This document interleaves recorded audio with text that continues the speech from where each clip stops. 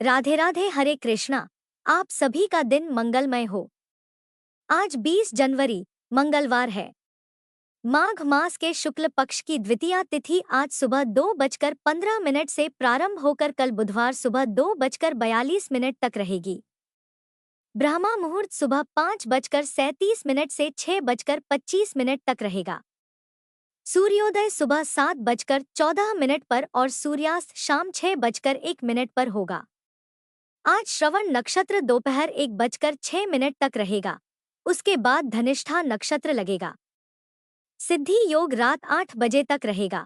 फिर व्यतिपात योग आरंभ होगा। राहु काल दोपहर 3 से 4:30 तक रहेगा।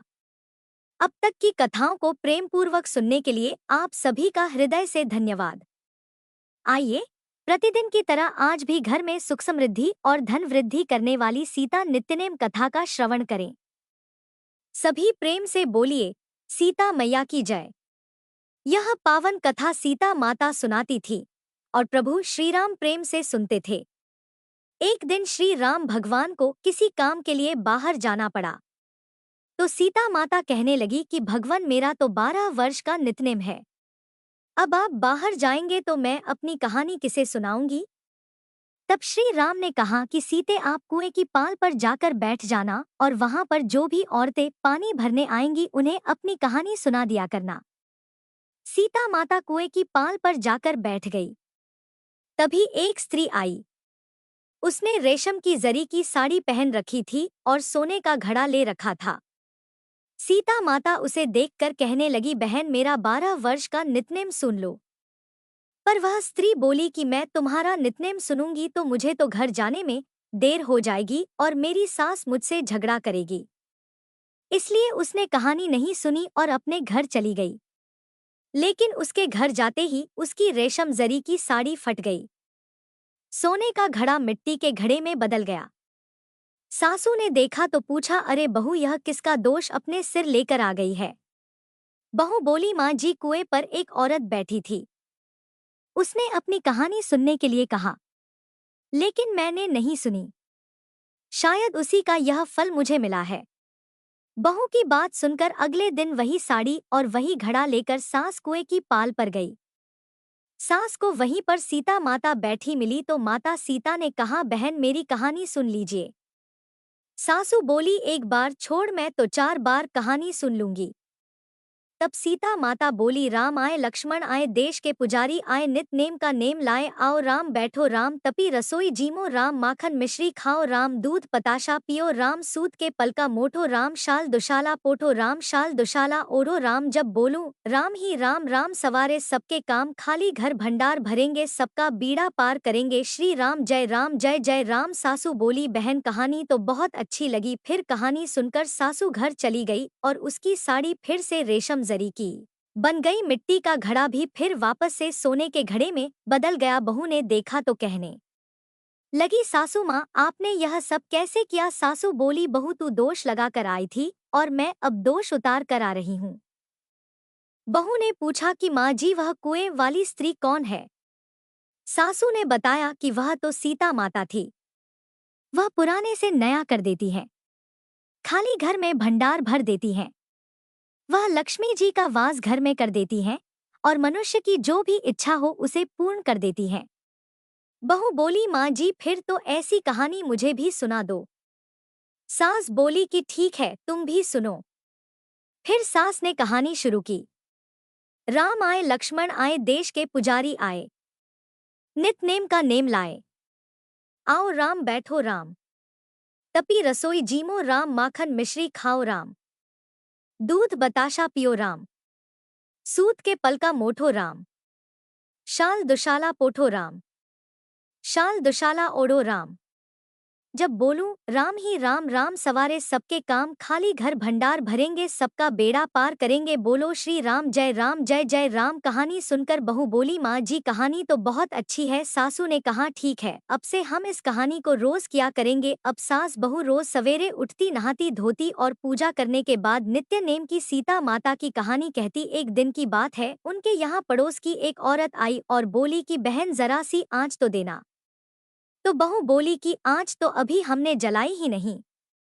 पड़ोसन बोली, तो फिर तुम सुबह 4 बजे से उठकर क्या कर रही हो? तो उन्होंने कहा कि हम तो सुबह सुबह उठकर पूजा करते हैं। फिर सीता माता की नित्यनेम की कहानी कहते हैं। पड़ोसन ने उनकी बात सुनकर फिर कहा कि सीता माता की कहानी कहने से तुम्हें क्या मिला? तब वे दोनों बोली कि सीता माता की कहानी कहने से घर में भंडार भर जाते हैं, सारे काम पूर्ण हो जाते हैं, मन की इच्छा भी पूरी होती है। पड़ोसन ने कहा, बहन अगर ऐसा है तब तो फिर मुझे भी कहानी सुना दो। तब बहू बोली कि ठीक है, तुम भी यह कहानी सुन लो। राम आए लक्ष्मण आए, देश के पुजारी आए नित नेम का नेम लाए। आओ राम बैठो राम, तपी रसोई जीमो राम। माखन मिश्री खाओ राम, दूध बताशा पियो राम। सूत के बल का मोटो राम, शाल दुशाला पोटो राम। शाल दुशाला ओढ़ो राम, जब बोलूं राम ही राम। राम सवारे सबके काम, खाली घर भंडार भरेंगे, सबका बेड़ा पार करेंगे। श्री राम जय राम, जय जय राम। पड़ोसन ने इस कहानी को सुना तो कहने लगी, बहन कहानी तो बहुत अच्छी लगी। अब वह पड़ोसन भी नित्नेम सीता माता की कहानी कहने लगी। कहानी कहने से सीता माता ने पड़ोसन के भी धन के भंडार भर दिए। देखते ही देखते अब तो पूरे मोहल्ले में नित्नेम की कथा चल पड़ी और हर किसी की मनोकामना पूर्ण होने लगी। हे सीता माता, जैसे आपने उन सभी के भंडार भरे वैसे ही हमारे भी भरना। कहानी कहने वाले, सुनने वाले और हुंकार भरने वाले सबके भरना। सभी प्रेम से बोलिए सीता मैया की जय। माघ मास महात्म में 17वां अध्याय। अप्सरा कहने लगी, है राक्षस। वह ब्राह्मण कहने लगा कि इंद्र इस प्रकार अपनी अमरावती पुरी को चले गए। सो हे कल्याणी, तुम भी देवताओं से सेवा किए जाने वाले प्रयाग में माघ मास में स्नान करने से निष्पाप होकर स्वर्ग में जाओगी। सो मैंने उस ब्राह्मण के यह वचन सुनकर उसके पैरों में पड़कर प्रणाम किया और घर में आकर सब भाई बांधव नौकर चाकर धन आदि त्याग कर शरीर को नष्ट होने वाली वस्तु समझकर घर से निकली और माघ में गंगा यमुना के संगम पर जाकर स्नान किया। सो हे निशाचर, 3 दिन के स्नान से मेरे सारे पाप नष्ट हो गए और 27 दिन के पुण्य से मैं देवी हो गई और पार्वती जी की सखी होकर सुख से निवास करती हूँ। इसलिए मैं प्रयाग के महात्म्य को याद करके सब देवताओं के सहित माघ में प्रयाग स्नान करती हूँ। सो मैंने अपना यह सारा वृतांत तुमसे कहा। तुम भी इस योनि में पड़ने और कुरूप होने का सब कारण कहो। तुम्हारी तो दाढ़ी और मूछें बहुत बड़ी बड़ी हो गई है और तुम पार्वती जी की गुफा में वास करते हो।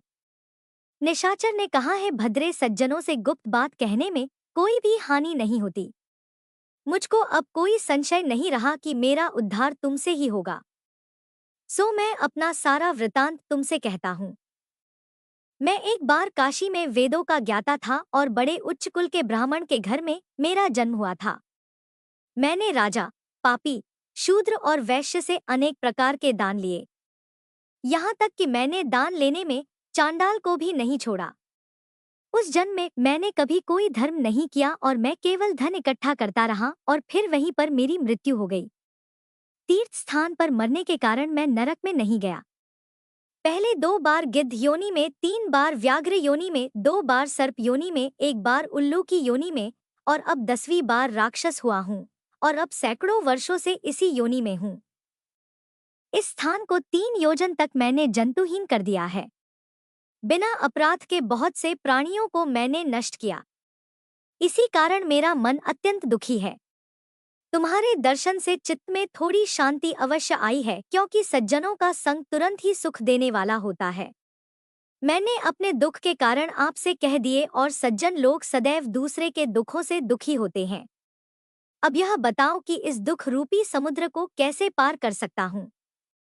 क्या क्षर सागर हंस को ही दूध देता है, बगुले को नहीं? दत्तात्रेय जी कहने लगे कि इस प्रकार उसके वचन सुनकर कांचन मालिनी कहने लगी कि हे राक्षस, मैं अवश्य ही तुम्हारा कल्याण करूंगी। मैंने दृढ़ प्रतिज्ञा की है कि तुम्हारी मुक्ति के लिए मैं प्रयास करूंगी। मैंने बहुत बार प्रयाग में स्नान किया है। वेद जानने वाले ऋषियों ने दुखी को दान देने की प्रशंसा की है। समुद्र में जल बरसने से भला क्या लाभ? प्रयाग में तो स्नान करने का एक बार का फल मैं तुम्हें दे रही हूँ। उसी से तुमको स्वर्ग की प्राप्ति होगी। उसके फल का अनुभव मैं स्वयं भी कर चुकी हूँ। तब उस अप्सरा ने अपने गीले वस्त्र का जल निचोड़कर जल को हाथ में लेकर माघ स्नान के फल को उस राक्षस को अर्पण कर दिया।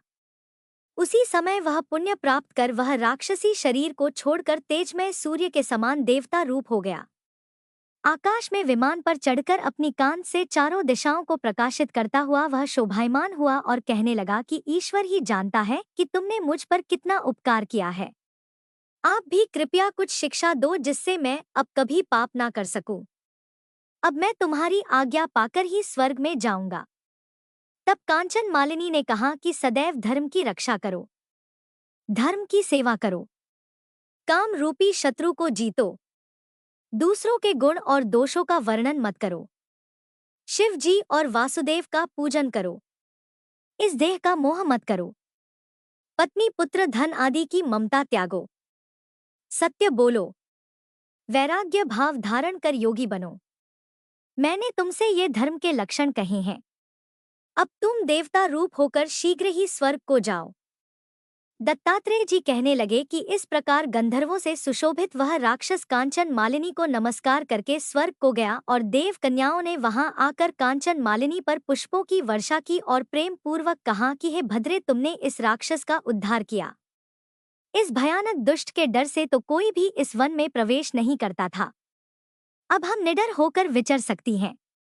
इस प्रकार कांचन मालिनी उस राक्षस का उद्धार करके प्रेम पूर्वक देव कन्याओं से क्रीड़ा करती हुई शिवलोक को चली गई। प्रिय श्रोताओं, माघमास महात्म्य के अध्याय में आज बस इतना ही। अब सुनिए आज की भागवत कथा। श्री मैत्रेय जी ने कहा, है विदुर जी, दति को अपने पुत्रों से देवताओं को कष्ट पहुंचने की आशंका थी।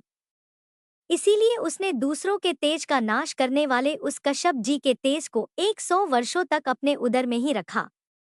उस गर्भस्थ तेज से ही लोकों में सूर्य आदि का प्रकाश क्षीण होने लगा, जिस कारण इंद्र आदि देवगण भी तेज विहीन होने लगे। तब उन्होंने श्री ब्रह्मा जी के पास जाकर कहा कि हे ब्रह्मा जी, सभी दिशाओं में अंधकार के कारण बड़ी अव्यवस्था हो रही है। हे भगवन, काल आपकी ज्ञान शक्ति को कुंठित नहीं कर सकता, इसीलिए आपसे कोई बात भी छिपी नहीं है। आप इस अंधकार के विषय में भी जानते ही होंगे। हम तो इससे बड़े ही भयभीत हो रहे हैं। हे देवाधिदेव, आप जगत के रचयिता और समस्त लोकपालों के मुकुटमणि हैं। आप छोटे बड़े सभी जीवों का भाव भी जानते हैं। हे देव, आप विज्ञान बल संपन्न हैं। आपने माया से ही यह चतुर्मुख रूप और रजोगुण स्वीकार किया है। आपकी उत्पत्ति के वास्तविक कारण को कोई नहीं जान सकता। हम आपको नमस्कार करते हैं। हे ब्रह्मा जी, आप में संपूर्ण भुवन स्थित है। कार्य कारण रूप सारा प्रपंच आपका शरीर है, किंतु वास्तव में आप इससे परे हैं। जो समस्त जीवों के उत्पत्ति स्थान आपका अनन्य भाव से ध्यान करते हैं, उन सिद्ध योगियों का किसी प्रकार भी ह्रास नहीं हो सकता, क्योंकि वे आपके कृपा कटाक्ष से ही कृत हो जाते हैं तथा प्राण, इंद्रिय और मन को जीत लेने के कारण उनका योग भी परिपक्व हो जाता है। रस्सी से बंधे हुए बैलों की भांति आपकी वेदवाणी से जकड़ी हुई सारी प्रजा आपकी अधीनता में नियम पूर्वक कर्मुष्ठान करके आपको बलि समर्पित करती है। आप सभी के नियंता मुख्य प्राण हैं। हम आपको नमस्कार करते हैं। हे ब्रह्मा जी, इस अंधकार के कारण दिन रात का विभाग अस्पष्ट हो जाने से लोगों के सारे कर्म लुप्त होते जा रहे हैं, जिससे वे दुखी हो रहे हैं। उनका कल्याण कीजिए। हम शरणागतों की ओर अपनी अपार दया दृष्टि से निहारिए। हे देव, आग जिस प्रकार ईंधन में पड़कर बढ़ती ही जाती है, ठीक उसी प्रकार कश्यप जी के वीर्य से स्थापित हुआ यह दिति का गर्भ सारी दिशाओं को अंधकारमय करता हुआ क्रमशः आगे ही बढ़ता जा रहा है। श्री मैत्रेय जी कहते हैं, हे महाबाहु, देवताओं की प्रार्थना सुनकर भगवान ब्रह्मा जी हंसने लगे और उन्हें अपनी मधुर वाणी से आनंदित करते हुए कहने लगे, हे देवता गणों, तुम्हारे पूर्वज मेरे मानस पुत्र सनकादि लोकों की आसक्ति त्याग कर समस्त लोकों में आकाश मार्ग से विचरा करते थे। एक बार वे भगवान श्री हरि के शुद्ध सत्वमय सब लोकों के शिरोभाग में स्थित वैकुंठ धाम में जा पहुंचे। वहां सभी लोग विष्णु रूप होकर रहते हैं और वह प्राप्त भी उन्हीं को होता है जो अन्य सभी प्रकार की कामनाएं छोड़कर केवल भगवत चरण शरण की प्राप्ति के लिए ही अपने धर्म द्वारा उनकी आराधना करते हैं। वहाँ वेदांत प्रतिपाद धर्ममूर्ति श्री आदि नारायण हम अपने भक्तों को सुख देने के लिए शुद्ध सत्वमय स्वरूप धारण कर हर समय विराजमान रहते हैं। उस लोक में नश्रेयस नाम का एक वन है जो मूर्तिमान कैवल्य सा ही जान पड़ता है। वह सब प्रकार की कामनाओं को पूर्ण करने वाले वृक्षों से सुशोभित है जो स्वयं हर समय छहों ऋतुओं की शोभा से संपन्न रहते हैं। वहां पर विमानचारी गंधर्व गण अपनी प्रियाओं के सहित अपने प्रभु की पवित्र लीलाओं का गान करते रहते हैं, जो लोगों की संपूर्ण पाप राशि को भस्म कर देने वाली है। उस समय सरोवर में खिली हुई मकरंद पूर्ण वासंतिक माधवी लता की सुमधुर गंध उनके मन को अपनी ओर खींचना चाहती है, परंतु वे उसकी ओर ध्यान ही नहीं देते, वरन उस गंध को उड़ाकर लाने वाले वायु को ही बुरा भला कहने लगते हैं। जिस समय भ्रमर ऊंचे स्वर से गुंजार करते हुए मानो हरि कथा का गान करते हैं, उस समय थोड़ी देर के लिए कबूतर, कोयल, सारस, चकवे, पपीहे, हंस, तोते, तीतर और मोरों का कोलाहल भी बंद हो जाता है, मानो वे भी उस कीर्तन आनंद में बेसुध हो जाते हो। श्री हरि तुलसी से अपने श्री विग्रह को सजाते हैं और तुलसी की गंध का ही अधिक आदर करते हैं।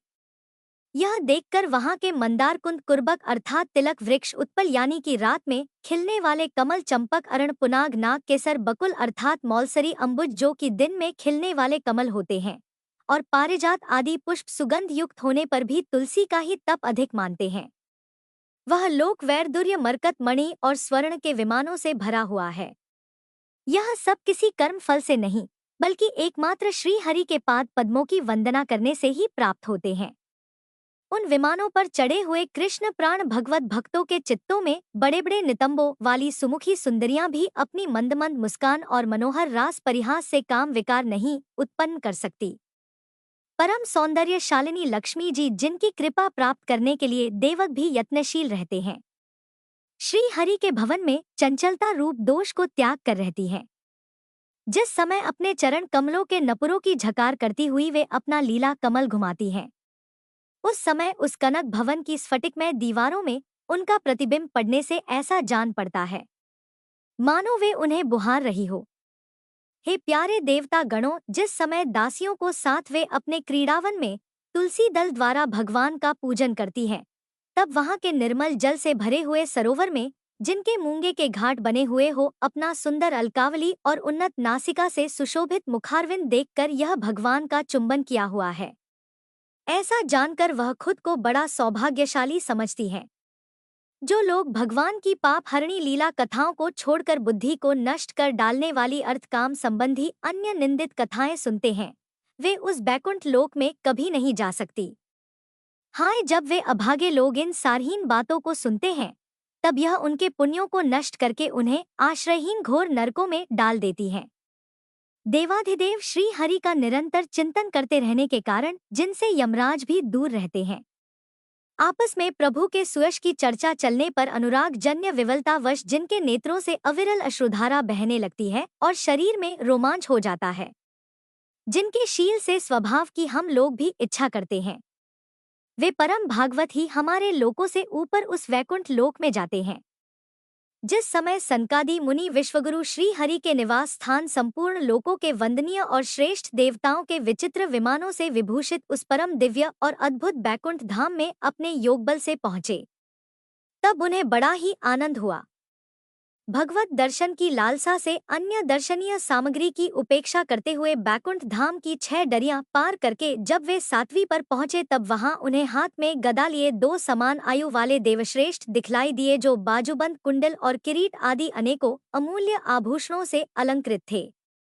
उनकी 4 श्यामल भुजाओं के बीच में मतवाले मधुकरों से गुंजायमान वनमाला सुशोभित थी और बाकी भे फड़कते हुए नासिका रंध्र और अरुण नयनों के कारण उनके चेहरे पर कुछ शोभ के चिन्ह से दिखाई दे रहे थे। उनके इस प्रकार देखते रहने पर भी वे मुनिगण उनसे बिना कुछ पूछताछ किए जैसे स्वर्ण और वज्रमय किवाड़ों से युक्त पहली 6 डड़ी लांग कर आए थे, ठीक उसी प्रकार उनके द्वार में भी घुस गए। अब उनकी दृष्टि तो सर्वत्र समान थी और वे निशंक होकर सर्वत्र बिना किसी रोकटोक के विचरते थे। वे चारों कुमार पूर्ण तत्वज्ञ थे और ब्रह्मा जी की सृष्टि में आयु में सबसे बड़े होने पर देखने में भी 5 वर्ष के बालकों की तरह दिखाई दे रहे थे। वे दिगंबर वृत्ति से अर्थात नंग धड़ंग रहते थे। उन्हें इस प्रकार निसंकोच रूप से भीतर जाते देखकर उन द्वारपालों ने भगवान के शील स्वभाव के विपरीत सनकादि के तेज की हंसी उड़ाते हुए उन्हें बेततड़ा कर रोक दिया। यद्यपि वे ऐसे दुर्व्यवहार के योग्य नहीं थे। इस अध्याय में आप जिन सनकादि की बात सुन रहे हैं, यह वही सनकादि ऋषि हैं जिनका वर्णन अधिकतर महापुराणों में किया जाता है। जब उन द्वारपालों ने बैकुंठवासी देवताओं के सामने पूजा के सर्वश्रेष्ठ पात्र उन कुमारों को इस प्रकार रोका, तब अपने प्रियतम प्रभु के दर्शनों में विघ्न पड़ने के कारण उनके नेत्र सहसा कुछ कुछ क्रोध से लाल हो उठे और इस प्रकार वे कहने लगे, अरे द्वारपालों, जो लोग भगवान की महती सेवा के प्रभाव से इस लोक को प्राप्त होकर यहाँ निवास करते हैं, वे तो भगवान के समान ही समदर्शी होते हैं। तुम दोनों भी उन्हीं में से हो, किंतु तुम दोनों के स्वभाव में ऐसी विषमता क्यों है? भगवान तो परम शांत स्वभाव है, उनका किसी से विरोध भी नहीं है। फिर यहाँ ऐसा कौन है जिस पर शंका की जा सके? तुम स्वयं कपटी हो, इसी से अपने ही समान दूसरों पर भी शंका करते हो। भगवान के उदर में यह सारा ब्रह्मांड स्थित है, इसलिए यहाँ रहने वाले ज्ञानी जन सर्वात्मा श्री हरि से अपना कोई भेद नहीं देखते, बल्कि महाकाश में घटाकाश की भांति उसमें अपना अंतर्भाव देखते हैं। तुम तो देव रूपधारी हो, फिर भी तुम्हें ऐसा क्या दिखाई देता है जिससे तुमने भगवान के साथ कुछ भेदभाव के कारण होने वाले भय की कल्पना कर ली? तुम हो तो इन भगवान बैकुंठनाथ के पार्षद, किंतु तुम्हारी बुद्धि बहुत मंद है। इसलिए तुम्हारा कल्याण करने के लिए हम तुम्हें अपराध के योग्य दंड का विचार करते हैं। तुम अपनी भेद बुद्धि के दोष से इस बैकुंठ लोक से निकलकर उन पापमय योनियों में जाओ जहाँ काम, क्रोध, लोभ और प्राणियों के यह तीन शत्रु निवास करते हैं। सनकादि के ऐसे कठोर वचन सुनकर और ब्राह्मणों के श्राप को किसी भी प्रकार के शस्त्र समूह से निवारण होने योग्य ना जानकर श्री हरि के वे दोनों पार्षद अत्यंत दीन भाव से उनके चरण पकड़कर पृथ्वी पर लौट गए। उनका नाम जय और विजय था। वे जानते थे कि इनके स्वामी श्री हरि भी ब्राह्मणों से बहुत डरते हैं। फिर उन्होंने अत्यंत आतुर होकर कहा, है भगवान, हम अवश्य अपराधी हैं, अतः आपने हमें जो दंड दिया है वह उचित ही है और वह हमें मिलना भी चाहिए। हमने भगवान का अभिप्राय ना समझकर उनकी आज्ञा का उल्लंघन किया है। इससे हमें जो पाप लगा है वह आपके दिए हुए दंड से सर्वदा धुल जाएगा। किंतु हमारी इस दुर्दशा का विचार करके यदि करुणावश आपको थोड़ा सा भी अनुताप हो तो ऐसी कृपा कीजिए कि जिससे उन अधमाधम योनियों में जाने पर भी हमें भगवत स्मृति को नष्ट करने वाला मोह ना प्राप्त हो सके। इधर जब साधु जनों के हृदय धन भगवान कमलनाथ को पता चला कि मेरे द्वारपालों ने सनकादि ऋषियों का अनादर किया है, तब वे लक्ष्मी जी के सहित अपने उन्हीं श्री चरणों से ही चलकर वहां पहुंचे जिन्हें परमहंस मुनिजन भी ढूंढते रहते हैं, सहज में पाते नहीं हैं। सनकादि ने देखा कि उनकी समाधि के विषय श्री वैकुंठनाथ स्वयं उनके नेत्र गोचर होकर वहां पधारे हैं। उनके साथ साथ पार्षद गण छत्र चामर आदि लिए चल रहे हैं तथा प्रभु के दोनों ओर राजहंस के पंखों के समान दो श्वेत चवर टुलाए जा रहे हैं। उनकी शीतल वायु से उनके श्वेत छत्र में लगी हुई मोतियों की झालर हिलती हुई ऐसी प्रतीत हो रही है मानो चंद्रमा की किरणों से अमृत की बूंदें झड़ रही हो। प्रभु समस्त सद्गुणों के आश्रय हैं। उनकी सौम्य मुख मुद्रा को देखकर जान पड़ता था कि वे सभी पर अनवरत कृपा सुधा की वर्षा कर रहे हैं। अपनी स्नेहमय चितवन से वे भक्तों का हृदय स्पर्श कर रहे थे और उनके सुविशाल श्याम वक्ष स्थल पर स्वर्ण रेखा के रूप में जो साक्षात लक्ष्मी जी विराजमान थी, उनसे मानो वे समस्त दिव्य लोकों की चूड़ामणि वैकुंठ धाम को सुशोभित कर रहे थे। उनके पीतांबर मंडित विशाल नितंबों पर झिलमिलाती हुई करधनी और गले में भ्रमरों से मुखरित वनमाला विराज रही थी और वे कलाइयों में सुंदर कंगन पहने अपना एक हाथ गरुड़ जी के कंधे पर रखे दूसरे से कमल का पुष्प घुमा रहे थे। उनके अमोल कपोल बिजली की प्रभा को भी लजाने वाले मकराकृत कुंडलों की शोभा बढ़ा रहे थे। उभरी हुई सुघ नासिका थी, बड़ा ही सुंदर मुख था, सिर पर मणिमय मुकुट विराजमान था और चारों भुजाओं के बीच में महामूल्यवान मनोहर हार की और गले में कौस्तुभ मणि की अपूर्व शोभा थी। भगवान का श्री विग्रह बड़ा ही सौंदर्यशाली था।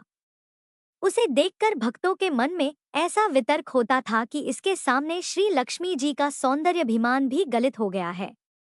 ब्रह्मा जी कहते हैं, हे देवता गणों, इस प्रकार मेरे महादेव के और तुम्हारे लिए परम सुंदर विग्रह धारण करने वाले श्री हरि को देखकर सनकादि मुनीश्वरों ने उन्हें सिर झुकाकर प्रणाम किया। उस समय उनकी अद्भुत छवि को निहारते निहारते उनके नेत्र तृप्त नहीं होते थे। सनकादि मुनीश्वर निरंतर ब्रह्मानंद में निमग्न रहा करते थे। किंतु जिस समय भगवान कमल नयन के चरणारविंद कमल मकरंद से मिली हुई तुलसी मंजरी के गंध से सुवासित वायु ने नासिक रंध्रों के द्वारा उनके अंतःकरण में प्रवेश किया, उस समय वे अपने शरीर को संभाल ना सके और उस दिव्य गंध ने उनके मन में भी खलबली पैदा कर दी थी। भगवान का मुख नीलकमल के समान था। अति सुंदर अधर और कुंडकली के समान मनोहर हास से उनकी शोभा और भी अधिक बढ़ गई थी। उसकी झांकी करके वे धन धन्य हो गए थे और फिर पद्मराग के समान लालाल नखों से सुशोभित उनके चरण कमल देखकर वे उन्हीं का ध्यान करने लगे। इसके पश्चात वे मुनिगण अन्य साधनों से सिद्ध न होने वाली स्वाभाविक अष्ट सिद्धियों से संपन्न श्री हरि की स्तुति करने लगे, जो योग मार्ग द्वारा मोक्ष पद की खोज करने वाले पुरुषों के लिए उनके ध्यान का विषय अत्यंत आदरणीय और नयनानंद की वृद्धि करने वाला पुरुष रूप प्रकट करते हैं। सनकादि मुनियों ने कहा है, अनंत यद्यपि आप अंतर्यामी रूप से दृष्टि पुरुषों के हृदय में भी स्थित रहते हैं, फिर भी उनकी दृष्टि से ओझल ही रहते हैं। किंतु आज हमारे नेत्रों के सामने तो आप साक्षात विराजमान हैं। हे प्रभु, जिस समय आपसे उत्पन्न हुए हमारे पिता ब्रह्मा जी ने आपका रहस्य वर्णन किया था, उसी समय श्रवण रंध्रों द्वारा हमारी बुद्धि में तो आप ही अविराजित थे, किंतु प्रत्यक्ष दर्शन का महान सौभाग्य तो हमें आज ही प्राप्त हुआ है। हे भगवान, हम आपको साक्षात परमात्म ही जानते हैं। इस समय आप अपने विशुद्ध सत्वमय विग्रह से अपने इन भक्तों को आनंदित कर रहे हैं।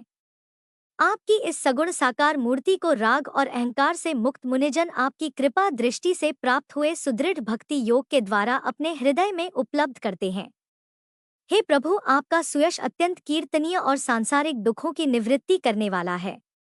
आपके चरणों की शरण में रहने वाले जो महाभाग आपकी कथाओं के रसिक हैं, वे आपके अत्यंतिक प्रसाद मोक्ष पद को भी अधिक कुछ नहीं गिनते। फिर जिन्हें आपकी जरा सी टेढ़ी भही भयभीत कर देती है, उन्हें इंद्रपद आदि अन्य भोगों के विषय में तो फिर कहना ही क्या है।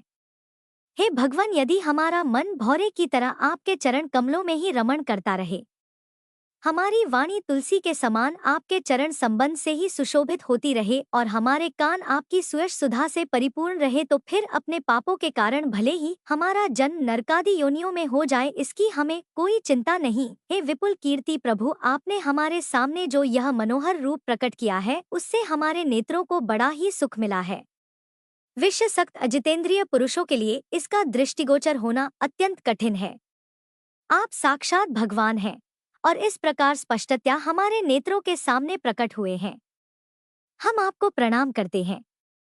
श्री ब्रह्मा जी कहने लगे, हे देवक, जब योगनिष्ठ सनकादि मुनियों ने इस प्रकार स्तुति की, तब वैकुंठ निवासी श्री हरि ने उनकी प्रशंसा करते हुए यह कहा है, मुनिगण, यह जय और विजय मेरे पार्षद हैं।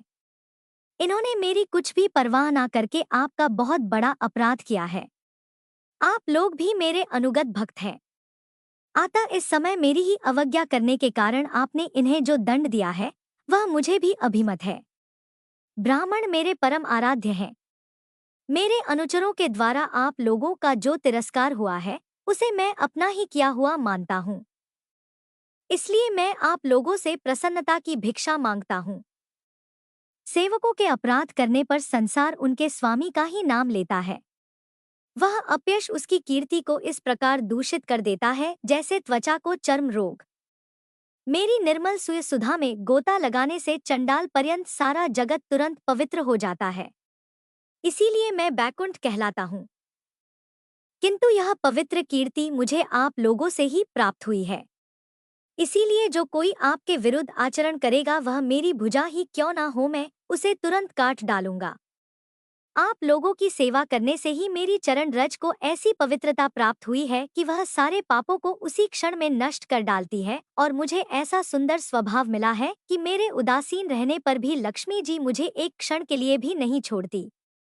यद्यपि इन्हीं के लेश मात्र कृपा कटाक्ष के लिए अन्य ब्रह्मादि देवता नाना प्रकार के नियमों और व्रतों का पालन किया करते हैं, जो अपने संपूर्ण कर्म फल मुझे अर्पित कर सदा संतुष्ट रहते हैं। वे निष्काम ब्राह्मण ग्रास ग्रास पर तृप्त होते हुए घी से तरह तरह के पकवानों का जब भोजन करते हैं, तब उनके मुख से मैं जैसे तृप्त होता हूँ, वैसा यज्ञ में अग्नि रूप मुख से यजमान की दी हुई आहुतियों को ग्रहण करके भी नहीं होता। योग माया का अखंड और असीम ऐश्वर्य मेरे अधीन है, तथा जो मेरी चरणोदक रूपणी गंगा जी चंद्रमा को मस्तक पर धारण करने वाले भगवान शिव के सहित समस्त लोकों को पवित्र करती है। ऐसा परम पवित्र और परमेश्वर होकर भी मैं, जिनकी पवित्र चरण रज को अपने मुकुट पर धारण करता हूँ, उन ब्राह्मणों के कर्म को कौन नहीं सहन करेगा। ब्राह्मण, दूध देने वाली गौएं और अनाथ प्राणी यह मेरे ही शरीर हैं। पापों के द्वारा विवेक दृष्टि नष्ट हो जाने के कारण जो लोग इन्हें मुझसे भिन्न समझते हैं, उन्हें मेरे द्वारा नियुक्त यमराज के ग्रंथ जैसे दूत, जो सर्प के समान क्रोधी हैं, अत्यंत क्रोधित होकर अपनी चोंचों से नोच डालते हैं। ब्राह्मण तिरस्कार पूर्वक कटु भाषण भी करें, तो भी जो उसमें मेरी भावना करके प्रसन्न मन से और अमृत भरी मुस्कान से युक्त मुख कमल से उनका आदर करते हैं, जैसे रूठे हुए पिता को पुत्र और आप लोगों को मैं मनाता हूँ, ठीक उसी प्रकार जो प्रेमपूर्ण वचनों से प्रार्थना करते हुए उन्हें शांत करते हैं, वे मुझे भी अपने वश में कर लेते हैं। मेरे इन सेवकों ने मेरा अभिप्राय ना समझकर ही आप लोगों का अपमान किया है। इसीलिए मेरे अनुरोध से आप केवल इतनी कृपा कर दीजिए कि इनका यह निर्वासन काल शीघ्र से शीघ्र समाप्त हो जाए। यह अपने अपराध के अनुरूप अधम गति को भोगकर शीघ्र ही मेरे पास लौट आए। श्री ब्रह्मा जी कहते हैं, हे देवता गणों, सनकादि मुनि क्रोध रूप सर्प से डसे हुए थे, तब भी उनका चित्त अंतःकरण को प्रकाशित करने वाली भगवान की मंत्रमयी सुमधुर वाणी सुनते सुनते तृप्त नहीं हुआ। भगवान की उक्ति बड़ी ही मनोहर और थोड़े अक्षरों वाली थी, किंतु वह इतनी अर्थपूर्ण, सारयुक्त, दुर्विज्ञेय और गंभीर थी कि वह बहुत ध्यान देकर सुनने और विचार करने पर भी यह ना जान सके कि भगवान आखिरकार क्या करना चाहते हैं। भगवान की इस अद्भुत उदारता को देखकर वे बड़े आनंदित हुए और उनका अंग अंग पुलकित हो गया। फिर योग माया के प्रभाव से अपने परम ऐश्वर्य का प्रभाव प्रकट करने वाले प्रभु से वे हाथ जोड़कर कहने लगे, हे स्वयं प्रकाश भगवान, आप सर्वेश्वर होकर भी जो यह कह रहे हैं कि यह आपने मुझ पर बड़ा अनुग्रह किया, सो इससे आपका क्या अभिप्राय है, हम यह नहीं जान सके हैं। हे प्रभु, आप ब्राह्मणों के परम हितकारी हैं। इससे लोक शिक्षा के लिए आप भले ही ऐसे माने कि ब्राह्मण मेरे आराध्य देव हैं। वस्तुतः तो ब्राह्मण और देवताओं के भी देवता ब्रह्मादि भी आप ही आत्मा और आराध्य देव हैं। सनातन धर्म आपसे ही उत्पन्न हुआ है। आपके अवतारों द्वारा ही समय समय पर उसकी रक्षा होती है और निर्विकार स्वरूप आप ही धर्म के परम गोहय रहस्य भी हैं, ऐसा शास्त्रों का मत है। आपकी कृपा से निवृत्ति परायण योगी जन सहज में ही मृत्यु रूप संसार सागर से पार हो जाते हैं। फिर भला दूसरा कोई आप पर क्या कृपा कर सकता है। हे भगवान, दूसरे अर्थार्थों जन जिनकी चरण रज को सर्वथा अपने मस्तक पर धारण करते हैं, वे लक्ष्मी जी निरंतर आपकी सेवा में लगी रहती हैं। सो ऐसा जान पड़ता है कि भाग्यवान भक्तजन आपके चरणों पर जो नूतन तुलसी की मालाएं अर्पण करते हैं, उन पर गुंजार करते हुए भौरों के समान वे भी आपके पाद पद्मों को ही अपना निवास स्थान बनाना चाहती हैं, किंतु अपने पवित्र चरित्रों से निरंतर आपकी सेवा में तत्पर रहने वाली उन लक्ष्मी जी का भी आप विशेष आदर नहीं करते। आप तो अपने भक्तों से ही विशेष प्रेम रखते हैं। आप स्वयं ही संपूर्ण भजनीय गुणों के आश्रय हैं। क्या जहां तहां विचरते हुए ब्राह्मणों के चरणों में लगने से पवित्र हुई मार्ग की धली और श्रीवत्स का चिन्ह आपको पवित्र कर सकते हैं? क्या इनसे आपकी शोभा बढ़ सकती है? हे भगवान, आप तो साक्षात धर्म स्वरूप हैं। आप सत्य आदि तीनों युगों में प्रत्यक्ष रूप से विद्यमान रहते हैं और ब्राह्मणों तथा देवताओं के लिए तप, शौच और दया अपने इन तीन चरणों से इस चराचर जगत की रक्षा करते हैं। हे भगवान, अब आप अपनी शुद्ध सत्वमय वरदायिनी मूर्ति से हमारे धर्म विरोधी रजोगुण और तमोगुण को दूर कर दीजिए। हे देव, यह ब्राह्मण कुल आपके द्वारा अवश्य रक्षणीय है। यदि साक्षात धर्म रूप होकर भी आप सुमधुर वाणी और पूजन आदि के द्वारा इस उत्तम कुल की रक्षा ना करें, तो आपका निश्चित किया हुआ कल्याण मार्ग ही नष्ट हो जाए, क्योंकि लोक तो श्रेष्ठ पुरुषों के आचरण को ही प्रमाण रूप से ग्रहण करता है। हे प्रभु, आप सत्वगुण की खान हैं और सभी जीवों का कल्याण करने के लिए उत्सुक भी रहते हैं। इसी से आप अपनी शक्ति रूप राजा आदि के द्वारा धर्म के शत्रुओं का संहार करते हैं, क्योंकि वेद मार्ग का उच्छेद आपको अभीष्ट नहीं है। आप त्रिलोकीनाथ और जगत प्रतिपालक होकर भी ब्राह्मणों के प्रति इतने नम्र रहते हैं। इससे आपके तेज की कोई हानि नहीं होती। यह तो आपकी लीला मात्र है। हे सर्वेश्वर, इन द्वारपालों को आप जैसा उचित समझे वैसा दंड दे दीजिए अथवा पुरस्कार रूप में इनकी वृत्ति बढ़ा दें। हम निष्कपट भाव से सब प्रकार आपसे सहमत हैं, अथवा हमने आपके इन निरपराध अनुचरों को श्राप तो दे दिया है, जिसके लिए यदि आप चाहे तो हे प्रभु हमको भी आप उचित दंड दे सकते हैं। हमें वह भी सहज स्वीकार है। श्री भगवान ने कहा है, मुनिगण, आपने इन्हें जो श्राप दिया है उसका सच जानिए। वह मेरी ही प्रेरणा से हुआ है। अब यह शीघ्र ही दैत्य योनि को प्राप्त होंगे और वहां क्रोधावेश से बढ़ी हुई एकाग्रता के कारण सूद योग संपन्न होकर फिर जल्दी ही मेरे पास लौट आएंगे। श्री ब्रह्मा जी कहते हैं, इसके पश्चात उन मुनीश्वरों ने नैनाभिराम भगवान श्री हरि और उनके स्वयं प्रकाश वैकुंठ धाम के दर्शन करके प्रभु की परिक्रमा की और उन्हें प्रणाम कर तथा उनकी आज्ञा पाकर भगवान के ऐश्वर्य का वर्णन और गुणगान करते हुए बड़े प्रसन्न मन से वहां से लौट गए। फिर भगवान ने अपने अनुचरों से कहा, जाओ, मन में किसी प्रकार का भय मत करो, तुम्हारा कल्याण होगा। मैं सब कुछ करने में समर्थ होकर भी ब्रह्मा तेज को मिटाना नहीं चाहता, क्योंकि ऐसा ही मुझे अभिमत भी है। एक बार जब मैं योग निद्रा में स्थित हो गया था, तब तुमने द्वार में प्रवेश करती हुई लक्ष्मी जी को रोका था। उस समय इन्होंने कृत होकर पहले ही तुम्हें यह श्राप दे डाला था। अब दैत्य योनि में मेरे प्रति क्रोधाकार वृत्ति रहने से तुम्हें जो एकाग्रता प्राप्त होगी, उससे तुम इस विप्र तिरस्कार जनित पाप से मुक्त हो जाओगे और फिर थोड़े ही समय में मेरे पास वापस लौट आओगे। द्वारपालों को इस प्रकार आज्ञा देकर भगवान ने विमानों की श्रेणियों से सुसज्जित अपने सर्वाधिक श्री संपन्न धाम में प्रवेश किया।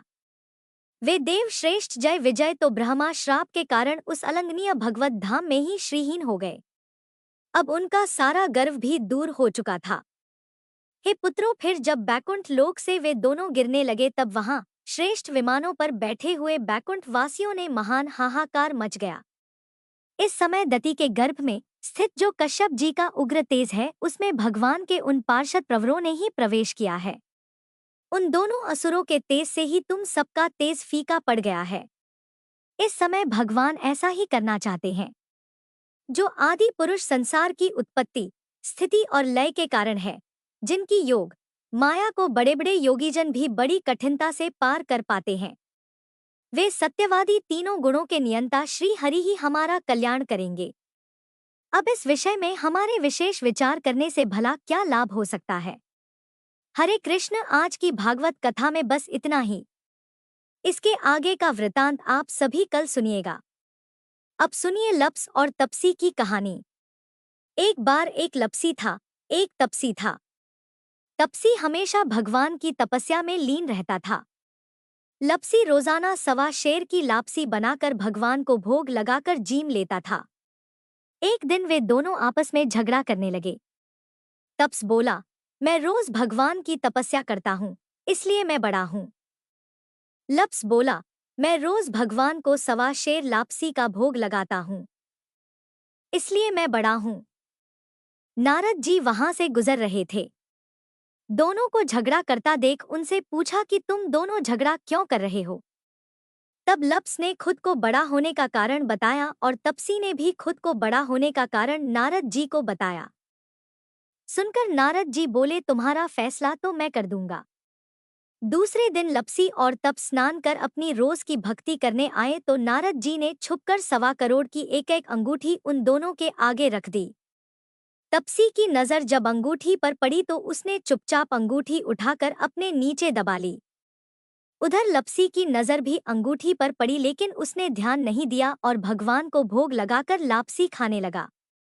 नारद जी जब सामने आए तो दोनों ने पूछा, बताइए नारद जी, हम दोनों में से कौन बड़ा है। तब नारद जी ने तपसी से खड़ा होने को कहा। वह खड़ा हुआ तो उसके नीचे दबी हुई अंगूठी दिखाई पड़ी। नारद जी ने तप से कहा, तपस्या करने के बाद भी तुम्हारी चोरी करने की आदत नहीं गई, इसलिए लफ्ज़ बड़ा है और तुम्हें तुम्हारी तपस्या का भी कोई फल नहीं मिलेगा। तब तपसी शर्मिंदा होकर क्षमा मांगने लगा।